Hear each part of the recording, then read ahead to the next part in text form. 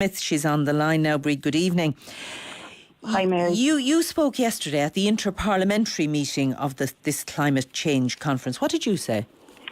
Well, I made the basic point that the science shows us that we have to leave 80% of proven fossil fuel reserves in the earth in order to meet the targets of keeping global warming below 2 degrees.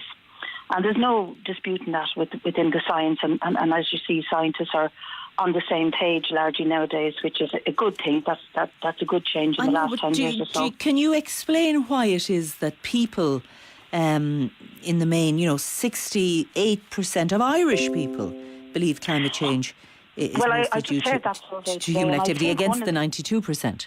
Yeah, I think one of the reasons is that people, for starters, they see sometimes people with grey hair and suits, like myself, making declarations but not really relating it to their lives. And so when they hear about a carbon tax on electricity or gas, they see it as punitive austerity measures. But it's also the case that there still is a narrative out there from some leaders in public life that there's no such thing as climate change, despite the fact that the science itself largely accepts that is the case.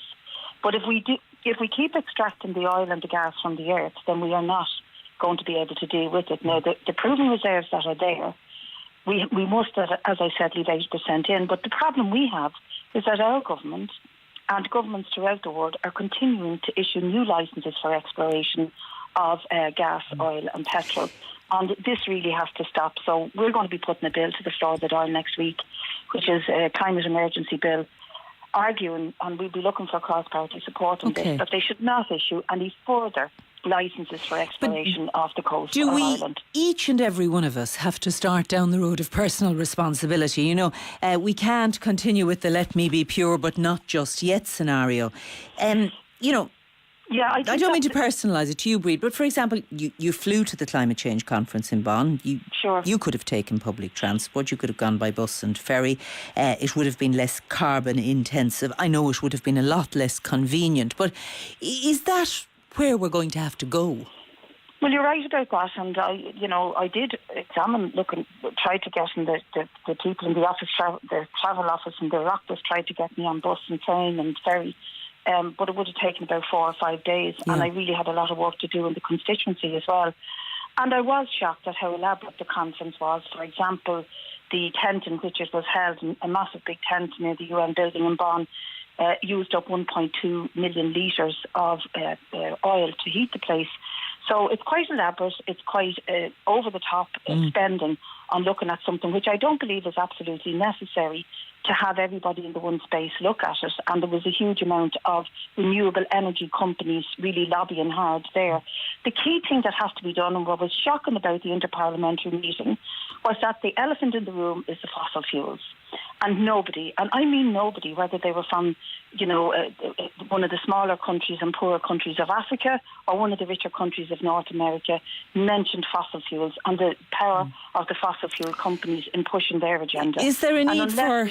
Sorry, Brid. Is there a need, for personal behaviour to change the carrot and stick approach, changing our behaviour? Yeah, there's a role for personal behaviour, and there's a lot of people who do engage in good personal behaviour, cycling and all the rest of it. But there's also a role for the state and for governments.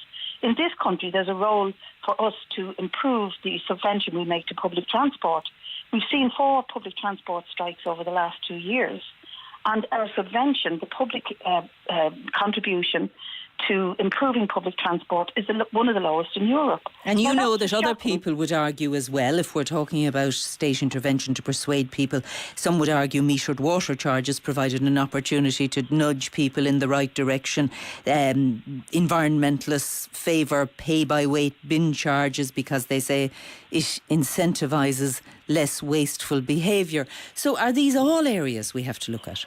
Well, they are indeed all areas that we have to look for, and I'm not arguing that we shouldn't pay for proper environmental measures. What I am arguing is that the one environmental measure that's staring us in the face, and nobody really wants to discuss it, is the question of the fossil fuel companies, of their power, and of the refusal of governments internationally to stop the exploration for gas and oil. Now, I spoke to some scientists this morning at a briefing convened by Troca in Ireland, and Eamon Ryan was there. I was there. There were some people from the department there.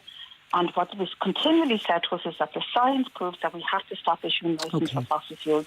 And if we can do that in Ireland, if we could pass a simple piece of legislation, they told me, and these were scientists from across the globe, that that would make a huge impact on global attitudes of states to climate change and on beginning to challenge the power of the fossil fuel companies. You say, you're bringing your... Start big and think big. OK, you're bringing your climate emergency amendment bill, and we'll keep an eye out for that. Brid Smith, thank you very much for joining us. A leading orthopaedic surgeon